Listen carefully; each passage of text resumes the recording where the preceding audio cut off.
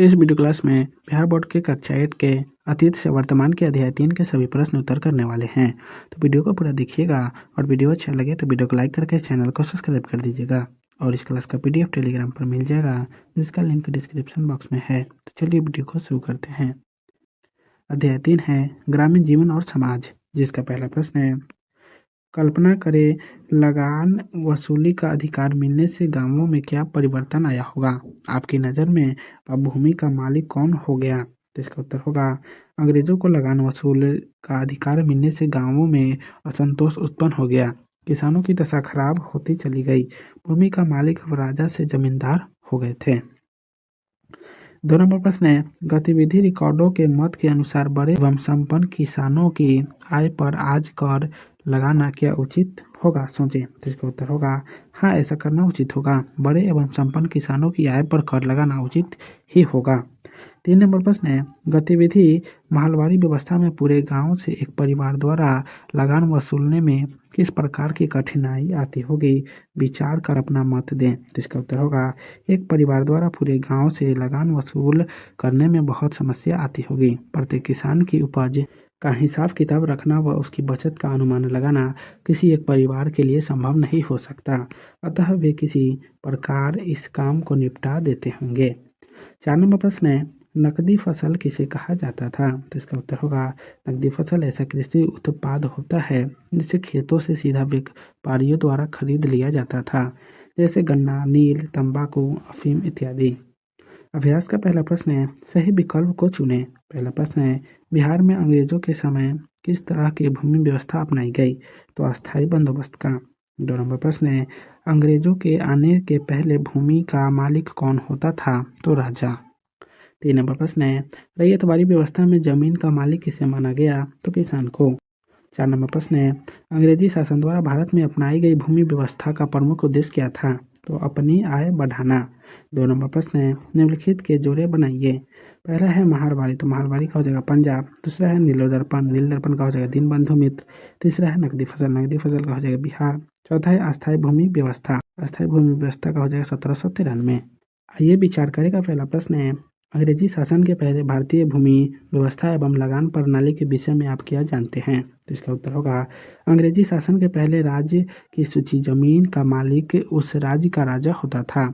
उस समय जमींदारों का एक प्रभावशाली वर्ग भी गांवों में रहता था, जिसके पास राजा द्वारा दी गई काफ़ी जमीन होती थी।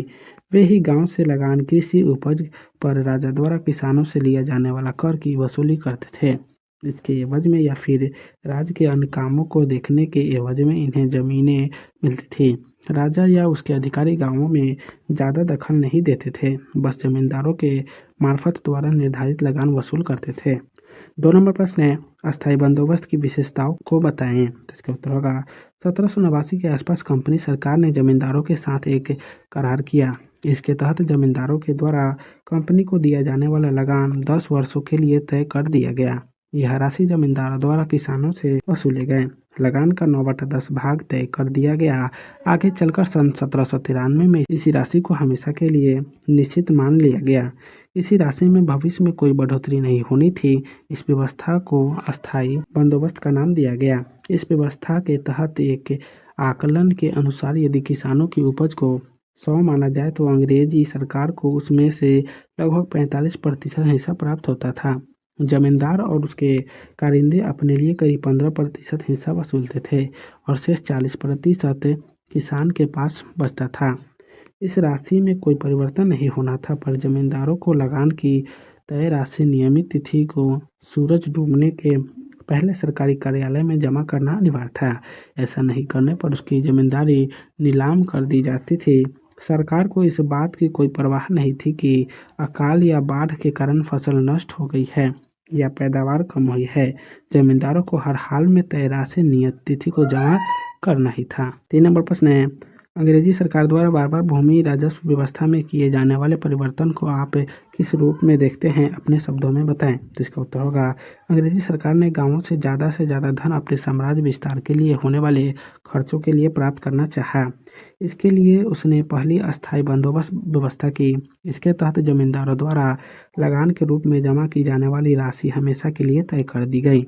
फिर उन्हें लगा कि यह उचित नहीं था, क्योंकि साल दर साल उसके खर्चे तो बढ़ते ही जाएंगे और लगान के रूप में आने वाली आय वही रहेगी। अतः उन्हें फिर मालवाड़ी व्यवस्था की, जिसके तहत जमींदारों के बदले गांव के बड़े किसान या परिवार को गांव का लगान वसूलने का अधिकार दे दिया गया। इसके तहत अंग्रेजों को 50% लगान मिलना था और इसे मात्र 30 वर्षों के लिए लागू किया गया। जबकि रैयतवाड़ी व्यवस्था के तहत कंपनी सरकार ने सीधा किसानों से संपर्क किया। किसानों को जमीन का मालिक बना दिया गया, उससे सीधे 50% लगान जमा करने को कहा गया। पर इस व्यवस्था को अस्थायी नहीं बनाया गया। प्रत्येक 30 वर्ष के बाद राशि में बदलाव किया जाना तय किया गया। भूमि राजस्व व्यवस्था में अंग्रेजी सरकार ने बार बार परिवर्तन अधिक से अधिक लाभ कमाने के दृष्टिकोण से किया था।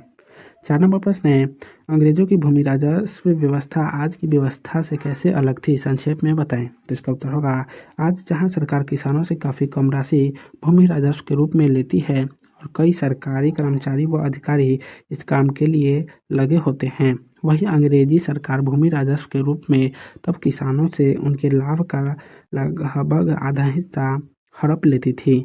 भूमि राजस्व की वसूली का काम जमींदार और उसके कारिंदे करते थे। कहीं यह कोई बड़ा किसान या परिवार करता था और कहीं कंपनी के लोग स्वयं यह काम करते थे, पर उनका मकसद अधिक से अधिक शोषण करना होता था। 5 नंबर प्रश्न है, नई राजस्व नीति का भारतीय समाज पर क्या असर हुआ। तो इसका उत्तर होगा, नई राजस्व नीति के कारण आधे पुराने जमींदारों की जमींदारी उनके हाथ से चली गई, क्योंकि उन्होंने तय समय पर लगान जमा नहीं किया था।